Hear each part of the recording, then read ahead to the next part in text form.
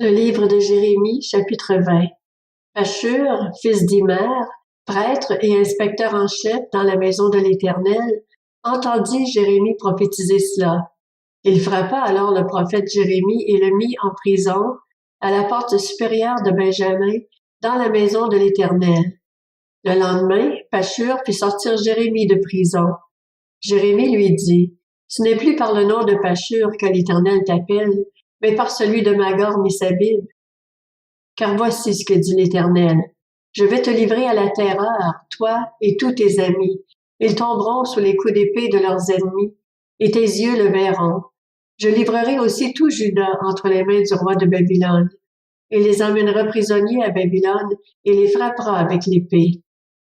Je livrerai toutes les richesses de cette ville, tout ce qu'elle a mis en réserve, tout ce qu'elle a de précieux, tous les trésors des rois de Juda, je livrerai tout à leurs ennemis. Ils pilleront, enlèveront et transporteront tout à Babylone.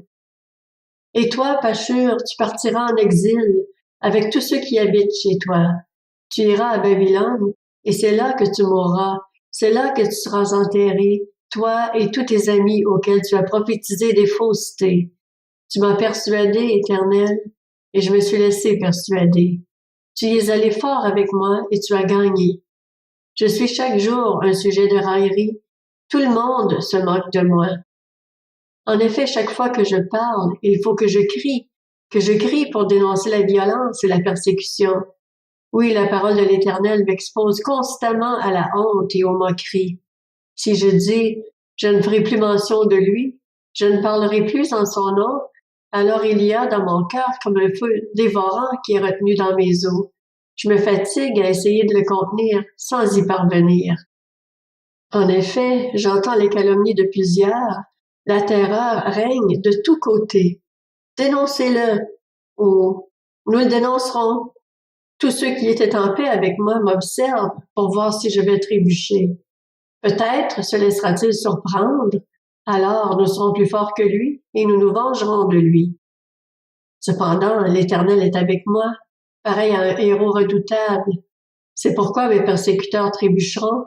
Ils ne seront pas les plus forts. Leur honte sera grande, car ils ne réussiront pas. Ils seront déshonorés pour toujours, et cela ne s'oubliera pas.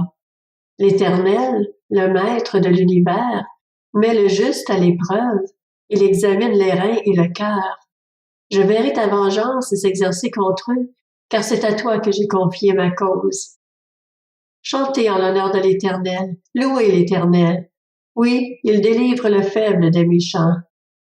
Maudit soit le jour où je suis né, que le jour où ma mère m'a mis au monde ne soit pas béni. Maudit soit l'homme qui a annoncé à mon père, tu as eu un fils, et qui l'a comblé de joie. Que cet homme soit pareil aux villes que l'Éternel a démolies, sans aucun regret. Qu'il entende des plaintes le matin et des cris de guerre au milieu de la journée. Parce qu'elle ne m'a pas fait mourir dans le ventre de ma mère. Ma mère m'aurait servi de tombeau, elle m'aurait porté sans fin. Pourquoi suis-je sortie du ventre maternel, si c'est pour connaître le malheur et la douleur, et pour finir ma vie dans la honte?